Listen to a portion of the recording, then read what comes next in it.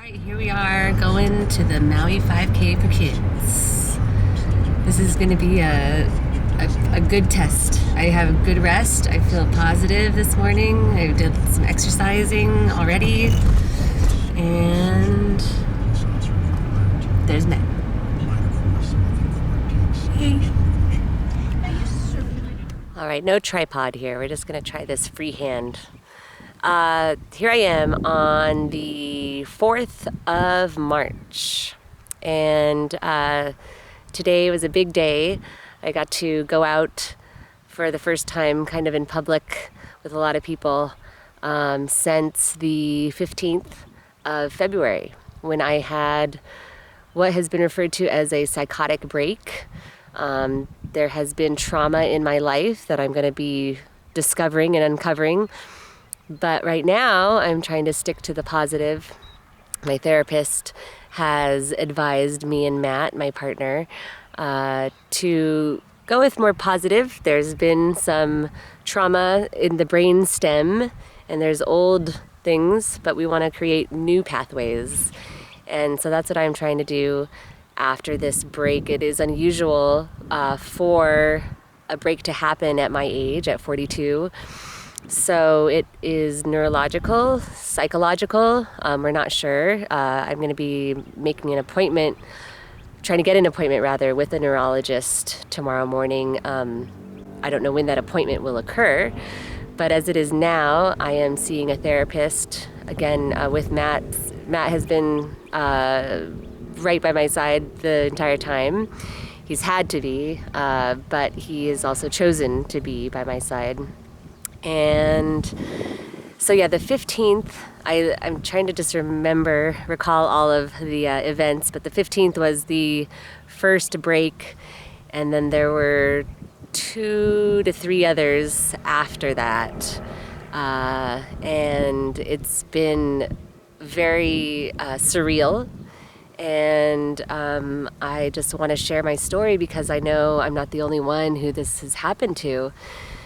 And I am going to get through. I am medicated right now, but I'm not using what is called the stopgap clozapam, I believe is the name of the drug. I have not been using that for the last 2 days, which is great. But I have been on another sort of an antipsychotic medication that will prevent me from having another incident. Like I said, I had 2 to 3 incidences between the 15th and I'm not sure the last one, to be honest. But I don't know. We try to joke about it as much as we can, even though it's not funny at all. It's very serious, of course, but we like to keep a sense of humor and keep it light as we can, without getting too heavy on just how heavy all this is. I'll explain more later, but I'm happy to start sharing this story with whoever wants to listen. Is this thing on? Are you like this close to my face? Okay. I'm just gonna let you play. All right, here we are, March calendar. 10th. Alrighty. It is the 10th of March, and it has almost been, see, doing the math on the spot is a little bit hard.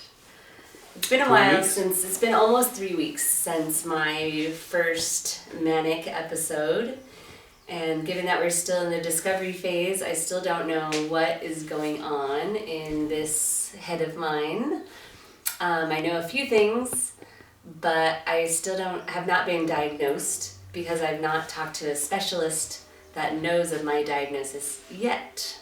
So I'm looking forward to seeing the neurologist next week. And I'm also looking forward to this week because I have way fewer doctor appointments. What so about? That's nice. What are some of the things that you're scared of, or what are some things you're uncertain of? Do I look at you or at the camera? It doesn't matter. The uncertainty of what I have is kind of scary. I don't know, and I also don't know all the side effects of the medication that I'm on. Geodone, a generic version of, and what else? It's just scary because it's just moment to moment. This thing that I have.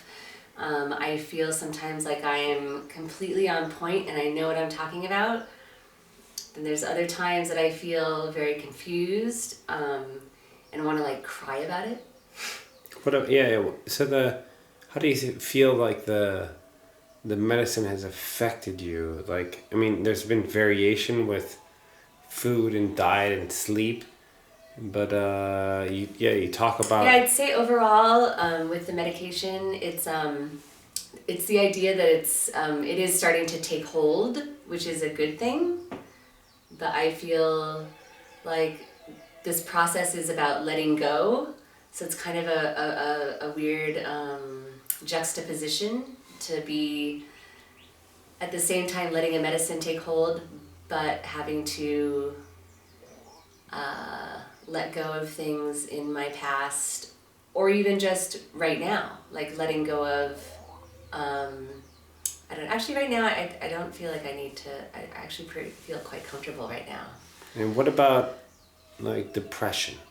Do you feel that much depression or anxiety or? I definitely feel anxiety. I wouldn't. The depression part happens when I fire too much and I don't have any boundaries. That's when the depression sets in. When I feel like I'm doing the right thing and I have to keep on going and I'm gonna lose it, and then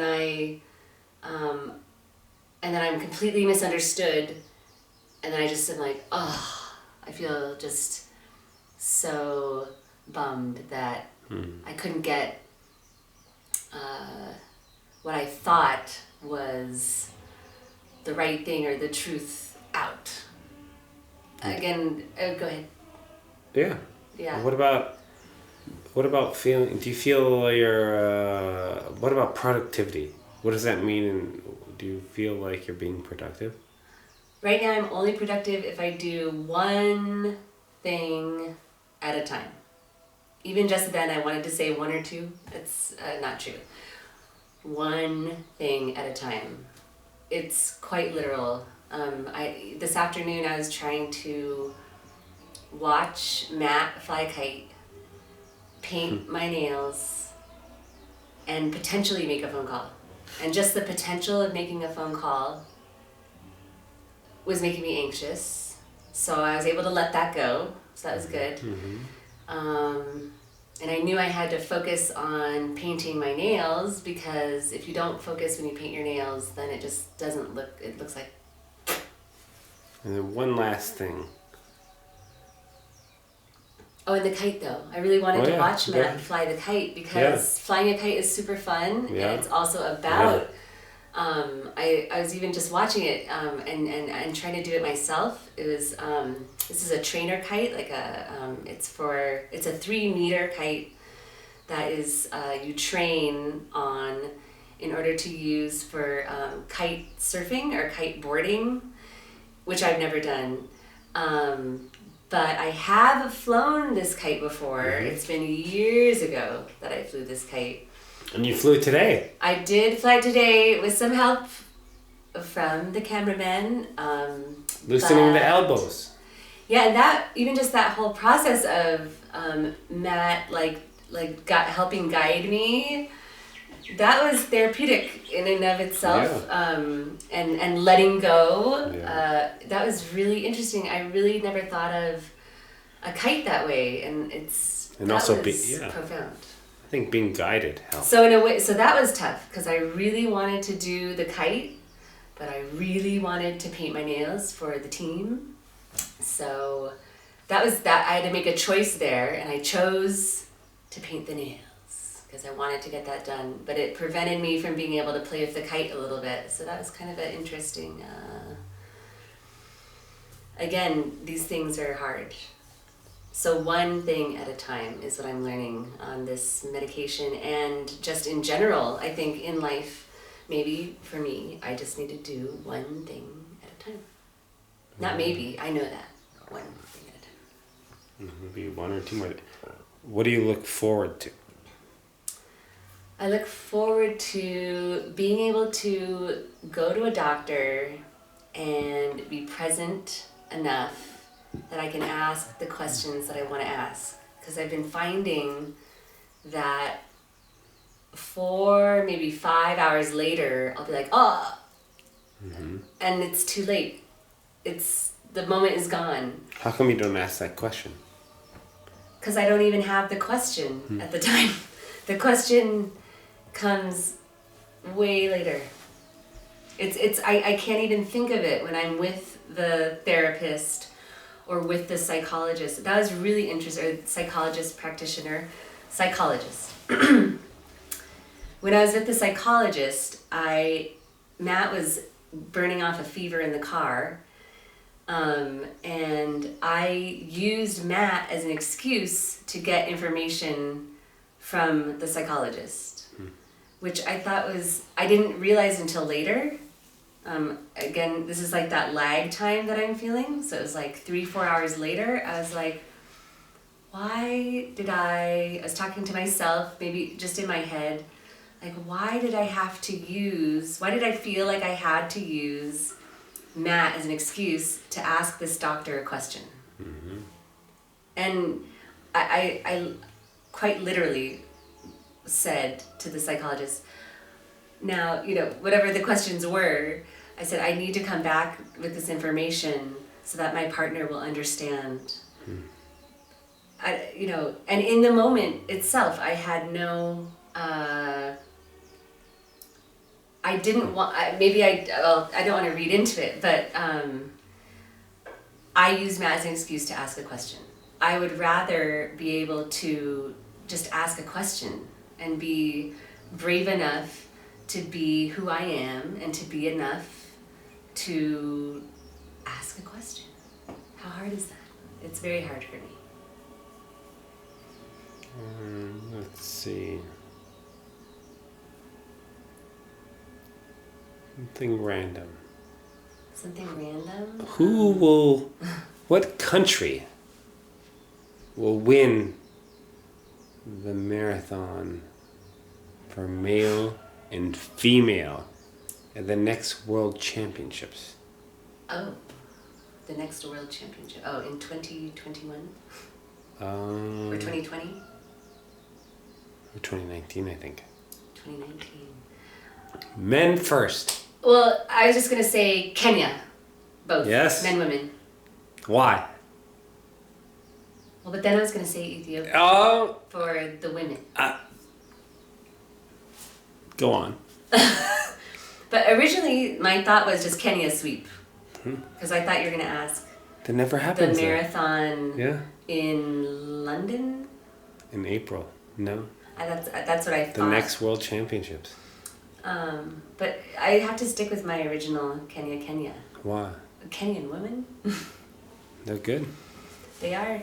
They're good. I don't know. There's a lot of people from that country, or rather the continent of Africa and the country of Kenya, that are very talented at running. They do it as a lifestyle. They don't even question hard work.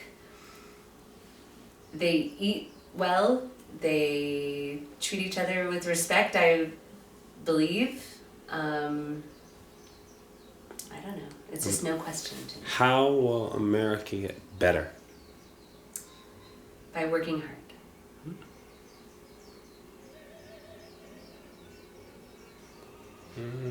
That's it. Bye.